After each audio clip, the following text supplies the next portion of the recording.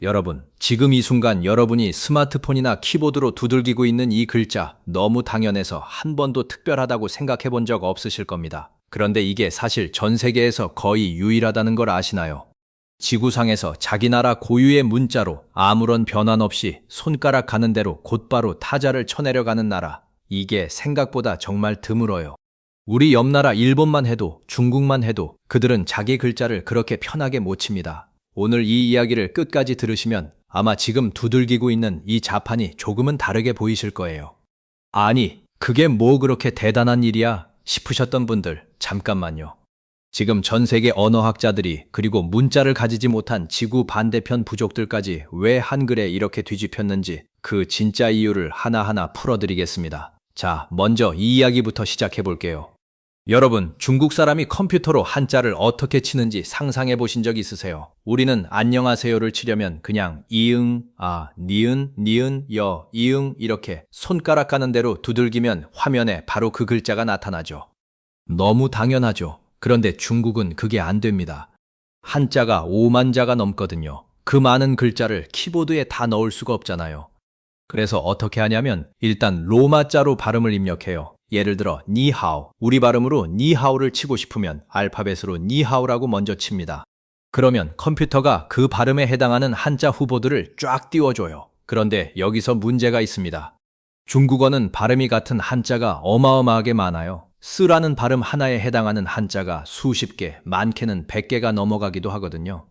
그러니까 후보 목록이 좌르륵 뜨면 그 중에서 내가 원하는 바로 그 글자를 눈으로 찾아서 골라야 합니다. 한 글자 칠 때마다 이 고르는 과정을 거쳐야 하는 거죠. 자기 나라 글자를 쓰는데 자기 나라 글자를 직접 못 치고 남의 나라 알파벳을 거쳐서 그것도 매번 선택을 해가면서 쳐야 하는 거예요. 일본도 사정이 비슷합니다. 일본어는 히라가나, 가타카나, 그리고 한자까지 세 종류의 글자를 뒤섞어 써요. 그래서 일본 사람들도 보통 로마자로 발음을 입력한 다음에 그걸 히라가나로 바꾸고 또 필요하면 한자로 변환하는 과정을 거칩니다. 변환이라는 단계가 항상 끼어드는 거죠. 한번 상상해 보세요. 카톡으로 친구한테 지금 어디야 한마디 보내는데 발음을 알파벳으로 치고 후보를 띄우고 그 중에 맞는 걸 고르고 다음 글자로 넘어가고 이걸 문장 하나 쓸 때마다 반복해야 한다면 얼마나 답답할까요? 실제로 일본에서 한국어를 배운 분들이 하는 얘기가 있어요. 일본어는 아무리 빨리 쳐도 한국어보다 빠를 수가 없다는 겁니다. 왜냐하면 한국어는 변환할 필요 없이 소리 나는 대로 곧장 치니까 타자 속도 자체가 압도적이라는 거죠. 실제로 이걸 비교한 자료가 있는데요. 휴대전화로 똑같은 문장을 보낼 때 한글로는 5초면 되는 걸 중국어나 일본어 문자로는 30초 넘게 걸린다는 비교가 있습니다. 입력 속도만 놓고 보면 한글이 대략 7배쯤 빠르다는 얘기예요. 디지털 시대에 이건 정말 어마어마한 차이죠. 같은 시간에 우리는 7배 더 많은 걸 쓰고 검색하고 소통할 수 있다는 뜻이니까요. 여러분이 지금 채팅창에 아무렇지 않게 다다닥 쳐내려가는 그 속도, 옆 나라 사람들은 부러워할 수밖에 없는 속도입니다. 그런데 여기서 이런 생각이 드실 거예요. 그럼 유럽은, 미국은, 걔네도 자기 글자 잘 치잖아. 맞아요. 영어권 사람들도 알파벳으로 편하게 타자를 치죠. 하지만 여기에 우리가 놓치고 있는 재미있는 사실이 하나 있습니다. 알파벳은 어느 한 나라만의 고유 문자가 아니에요. 영어, 프랑스어, 독일어, 스페인어, 이탈리아어, 유럽의 수많은 나라들이 전부 똑같은 로마자 알파벳을 나눠 쓰고 있거든요. 그러니까 정확히 말하면 프랑스는 프랑스만의 문자로 타자를 치는 게 아니라 유럽 여러 나라가 공유하는 알파벳을 자기 언어에 맞춰 쓰는 겁니다. 로마자라는 문자 자체는 고대 로마에서 왔고 그 이전엔 그리스, 또 그 이전엔 페니키아까지 거슬러 올라가는 수천 년에 걸쳐 이민족 저민족을 거치며 굴러온 물려받은 글자거든요. 그러니까 지구상에서 이건 순전히 우리가 우리 언어를 위해 만든 우리만의 고유 문자이고 그걸로 아무 변환 없이 직접 타자를 친다고 말할 수 있는 경우는 정말 손에 꼽아요.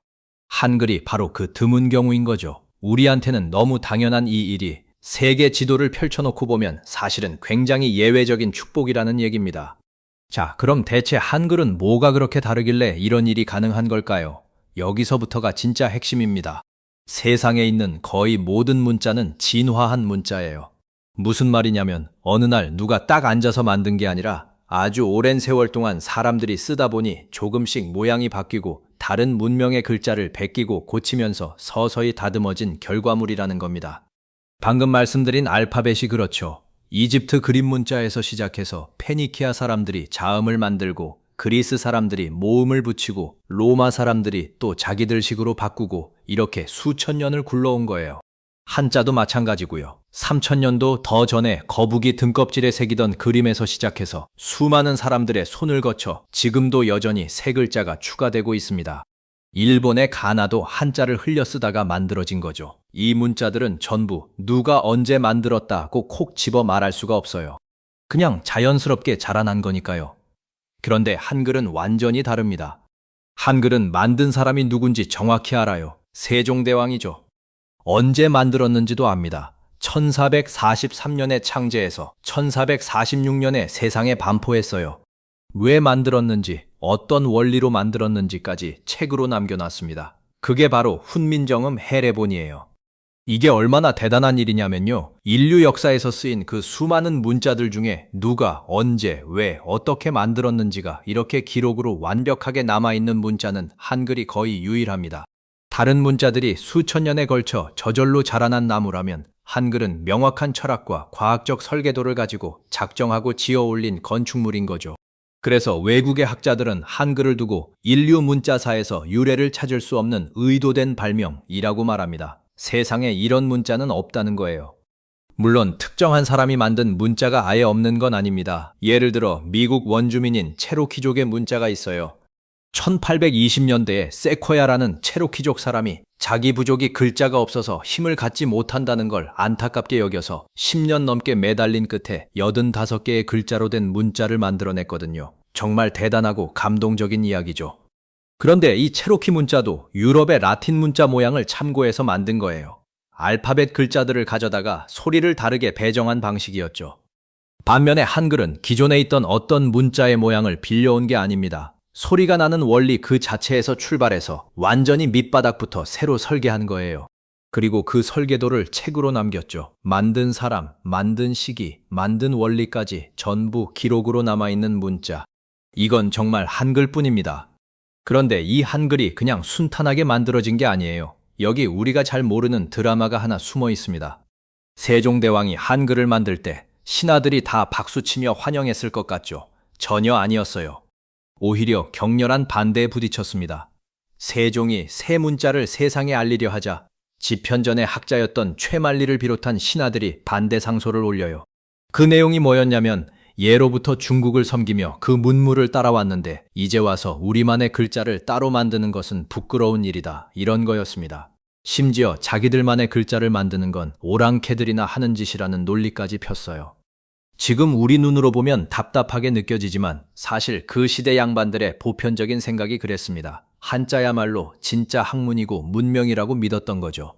그러니까 세종은 신하들 대부분이 반대하는 상황에서 홀로 그 뜻을 밀고 나간 겁니다. 그리고 세종은 이 문자를 만드느라 정말 온 힘을 쏟았어요. 기록을 보면 세종은 말년에 눈병을 심하게 앓았다고 합니다. 각종 병을 달고 살면서도 문자 연구에 몰두했던 거죠. 게다가 1443년에 문자를 완성하고 나서 곧바로 세상에 내놓지 않았어요. 무려 3년 동안 보충 연구 기간을 거쳤습니다. 실제로 이 글자가 쓸만한지, 백성들이 정말 쉽게 익힐 수 있는지 여러 문헌을 이 새 문자로 번역해보면서 꼼꼼히 검증한 다음에야 1446년에 정식으로 반포한 거예요. 반대를 무릅쓰고 병을 견뎌가며 3년의 검증까지 거친 문자. 한글에는 이런 집념과 정성이 통째로 담겨 있는 겁니다. 자, 그럼 그 설계 방식이 얼마나 기막힌지 한번 들여다볼게요. 세종대왕이 자음을 어떻게 만들었냐면 그 소리를 낼 때 우리 입안이 어떤 모양이 되는지를 관찰해서 그걸 글자 모양으로 옮겼어요. 지금 저를 따라 한번 해보세요. 기역 소리를 내보세요. 혀뿌리가 목구멍 쪽을 막는 게 느껴지시죠? 바로 그 혀의 모양을 본떠서 기역을 만든 겁니다. 이번엔 니은 소리를 내보세요. 혀끝이 윗잇몸에 딱 닿죠. 그 모양이 니은이에요. 미음은 입술을 담은 모양, 시옷은 이빨 모양, 이응은 목구멍 모양. 이렇게 소리를 내는 우리 몸의 발음기관을 본떠서 기본 자음 5개를 만든 거예요. 세상에 이런 문자가 어디 있어요. 글자 모양 안에 그 소리를 어떻게 내는지가 숨어 있는 겁니다. 그런데 여기서 끝이 아니에요. 더 기막힌 건 소리가 세지면 획을 하나씩 더한다는 겁니다. 기역에 획을 하나 더하면 키읔이 되죠. 소리가 좀 더 거세지잖아요. 여기서 아예 두 개를 겹치면 쌍기역, 더 단단하고 센 소리가 돼요. 니은에 획을 더하면 디귿, 또 더하면 티귿. 소리가 세지는 만큼 글자도 획이 하나씩 늘어나요. 소리의 성질이 글자 모양에 그대로 담겨 있는 거죠. 이런 문자를 언어학에서는 자질문자라고 부릅니다. 소리의 자질, 그러니까 소리의 성질이 글자 모양에 반영된 문자라는 뜻이에요. 영국의 언어학자 제프리 샘슨 교수가 1985년에 자기 책에서 이 개념을 만들면서 한글을 세계에서 유일한 자질문자이자 가장 우수한 문자라고 딱 못 박았습니다. 글자 모양만 보고도 그 소리의 성질을 짐작할 수 있는 문자. 이건 알파벳도 한자도 그 어떤 문자도 못하는 일이죠. 모음은 또 어떻게 만들었을까요? 여기엔 우리 조상들의 세계관이 담겨 있어요. 모음의 기본은 딱 세 개입니다. 점 하나, 그러니까 아레아라고 부르는 기드, 그리고 가로선 이, 세로선 이. 이 세 개가 각각 무엇을 뜻하냐면 둥근 점은 하늘, 평평한 가로선은 땅, 곧게 선 세로선은 사람을 상징해요. 하늘과 땅과 사람, 이걸 옛날 말로 천지인 삼재라고 부릅니다. 우주를 이루는 가장 근본적인 세 요소를 모음의 기본으로 삼은 거예요. 그리고 이 세 개를 이리저리 조합해서 나머지 모음을 다 만들어냈죠. 점을 세로선 오른쪽에 붙이면 아, 왼쪽에 붙이면 어, 가로선 위에 얹으면 오, 아래에 두면 으. 이렇게 몇 개의 기본 요소를 규칙적으로 조합해서 모든 글자를 만드니까 배우기가 정말 쉬워요. 실제로 한글은 그 원리만 이해하면 하루 이틀만 해도 읽고 쓸 수 있습니다. 그래서 세종대왕이 훈민정음 서문에서 이렇게 말한 거예요. 슬기로운 사람은 아침이 다 가기도 전에 깨칠 것이요. 어리석은 사람이라도 열흘이면 배울 수 있다고요. 이게 괜히 한 말이 아니라 실제로 그렇게 설계했다는 자신감의 표현이었던 겁니다. 이러다 보니 한글에 대한 세계 석학들의 평가가 정말 어마어마해요. 재미있는 얘기 하나 해드릴게요.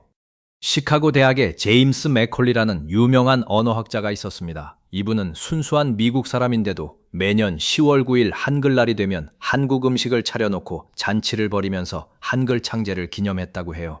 남의 나라 사람이 한나라의 문자가 태어난 날을 기념하겠다고 매년 상을 차리는 겁니다. 얼마나 대단하다고 생각했으면 그랬겠어요. 이분은 한글을 두고 현존하는 문자 체계 중 가장 독창적으로 창조된 것이라고 평가했습니다. 이런 극찬을 한 학자가 한둘이 아니에요. 여러분 혹시 총균쇠라는 책 아시나요? 전 세계적으로 수백만 부가 팔린 아주 유명한 책인데 그 저자인 제러드 다이아몬드 교수가 한글을 두고 세계에서 가장 훌륭한 알파벳이자 가장 과학적인 표기 체계라고 극찬했어요. 미국 컬럼비아 대학의 게리 레디아드 교수는 한글이 소리와 글자 모양을 연결시킨 방식을 두고 유구한 문자 역사에서 있어 본 적이 없는 일이라며 견줄 데 없는 언어학적 사치라는 표현까지 썼습니다. 언어학적 사치라니 정말 대단한 찬사죠. 문자 하나가 이렇게까지 정교하고 아름다운 건 거의 낭비에 가까운 호사라는 뜻이에요.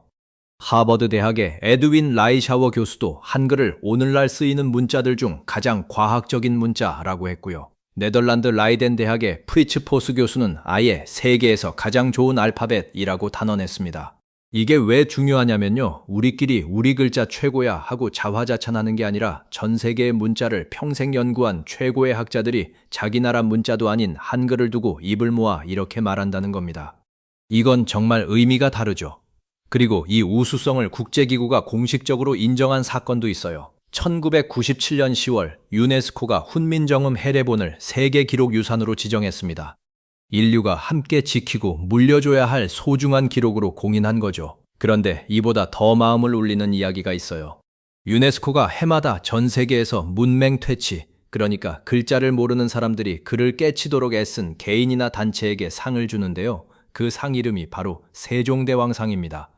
영어로 킹 세종 프라이즈. 왜 하필 세종대왕일까요? 세종대왕이 한글을 만든 이유가 바로 그거였거든요. 훈민정음 서문 첫머리에 이렇게 나와요. 우리나라 말이 중국과 달라서 백성들이 하고 싶은 말이 있어도 글로 표현하지 못하는 사람이 많으니 내가 이를 딱하게 여겨 새로 28글자를 만든다고요.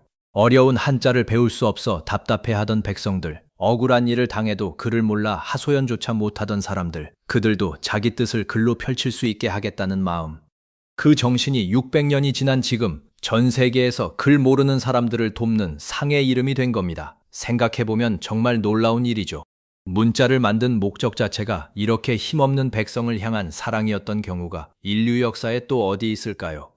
대부분의 문자는 권력자나 성직자, 상인들이 쓰기 위한 도구로 발전했는데 한글은 처음부터 가장 낮은 곳의 백성을 위해 만들어진 거예요. 자, 그런데 여러분, 이 모든 이야기가 그냥 옛날 얘기, 자랑거리로만 끝나는 게 아닙니다. 지금 이 순간에도 한글은 살아 움직이고 있어요. 여러분 혹시 찌아찌아족이라고 들어보셨나요? 인도네시아에 있는 소수민족인데요. 인구가 약 8만 명 정도 됩니다. 인도네시아는 섬이 1만 7천 개가 넘고 민족이 1,300개가 넘고 언어가 700개가 넘는 나라예요. 세계에서 언어가 가장 다양한 나라 중 하나죠. 그런데 문제가 뭐냐면 그 수많은 언어들 대부분이 말은 있는데 글자가 없어요. 소리로만 입에서 입으로 전해 내려온 거죠. 그러니까 세대가 바뀌고 시간이 흐르면 그 언어가 그냥 사라져버릴 위험에 처합니다. 말을 하던 어른들이 세상을 떠나면 그 언어도 함께 사라지는 거예요.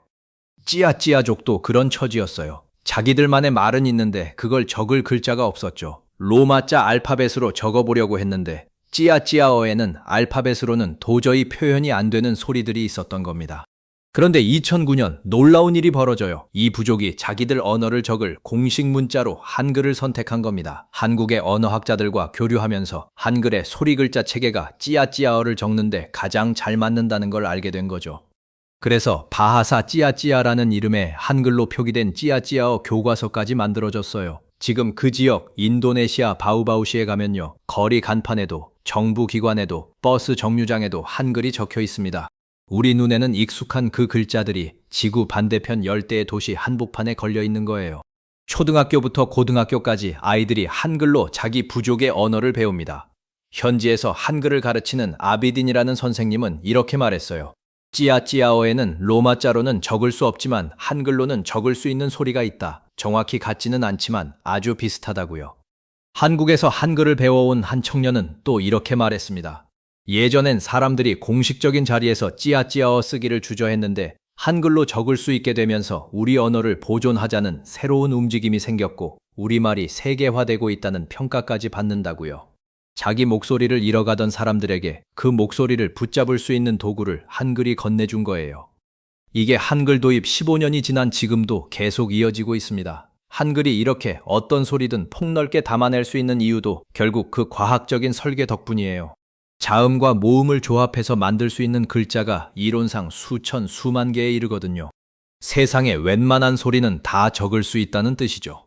알파벳처럼 몇 개의 글자를 옆으로 쭉 늘어놓는 게 아니라 자음과 모음을 위아래 좌우로 모아서 하나의 음절 덩어리로 만드니까 소리를 훨씬 촘촘하고 정밀하게 담아낼 수 있어요. 그래서 문자가 없어 사라질 위기에 처한 언어들에게 한글이 하나의 대안이 될 수 있는 겁니다. 물론 여기엔 신중해야 할 부분도 있어요. 현지의 아쉬움을 표하는 학자들도 있거든요. 인근 지역에 원래 쓰이던 다른 문자들이 있었는데 그게 찌아찌아어와 더 가까운 뿌리를 가졌을 수도 있다는 지적이죠. 그리고 이건 어디까지나 그 부족이 스스로 선택한 일이라는 점이 중요합니다. 우리가 억지로 심은 게 아니라 그들이 자기 언어를 지키기 위해 한글이 쓸모 있다고 판단해서 손을 내민 거예요. 바로 그렇기 때문에 더 의미가 있는 거고요. 누가 강요한 게 아니라 필요해서 선택받은 문자라는 거니까요. 그리고 이 흐름은 지금 K컬처와 만나면서 완전히 새로운 국면으로 접어들고 있어요. 예전에는 한글이나 한국어를 배운다고 하면 그걸 왜 배워? 하는 반응이 많았죠. 그런데 지금은요, 상황이 완전히 뒤집혔습니다. K-팝, K-드라마, K-영화가 전 세계를 휩쓸면서 외국의 젊은 친구들이 자막 없이 좋아하는 아티스트의 말을 알아듣고 싶어서 좋아하는 드라마의 대사를 원래 느낌 그대로 느끼고 싶어서 스스로 한글을 찾아 배우고 있어요. 숫자로 한번 볼까요? 전 세계에 한국어와 한글을 가르치는 세종학당이라는 기관이 있는데요. 여기 수강생 수가 2025년에 23만 9천 명을 넘어섰습니다. 6년 전과 비교하면 무려 2.3배로 늘어난 거예요.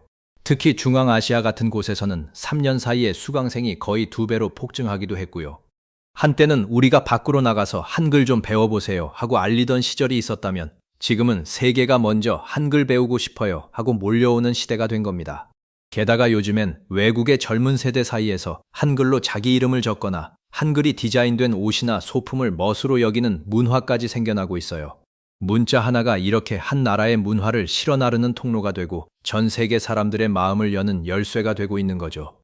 여기서 우리가 한 가지 더 생각해 볼 게 있습니다. 왜 하필 지금 디지털 시대에 한글이 이렇게 더 빛나는 걸까요? 사실 옛날 손글씨 시대에는 한글이든 한자든 알파벳이든 그냥 손으로 쓰면 됐어요.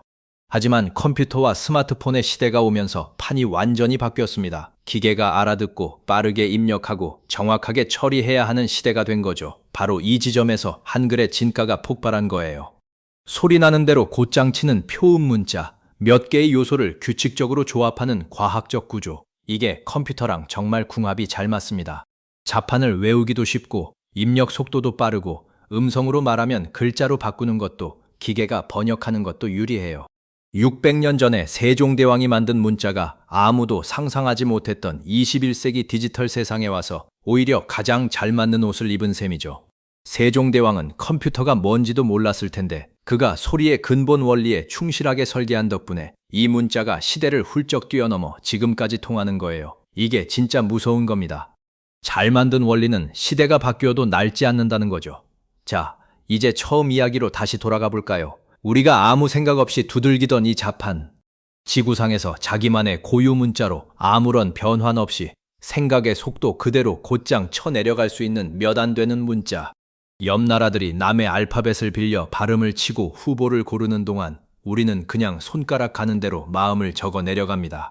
그게 가능한 건 600년 전 한 임금이 백성들이 편하게 쓰도록 하겠다는 마음으로 신하들의 반대를 무릅쓰고 눈병을 알아가며 입안의 소리 하나하나를 관찰해서 세상에 없던 문자를 설계해 준 덕분이에요.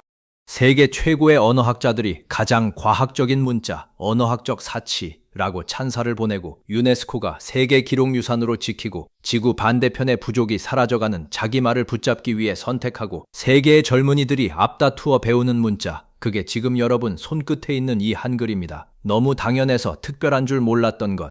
사실은 그게 가장 특별한 것일 때가 있어요. 우리는 매일 밥을 먹듯이 한글을 쓰지만 그 밥 한 그릇에 담긴 정성과 역사를 잊고 살죠. 오늘 이 이야기를 듣고 나서 다음에 여러분이 스마트폰으로 메시지 하나를 툭 보낼 때 그 짧은 순간에 담긴 600년의 지혜와 사랑을 한 번쯤 떠올려 주신다면 정말 좋겠습니다.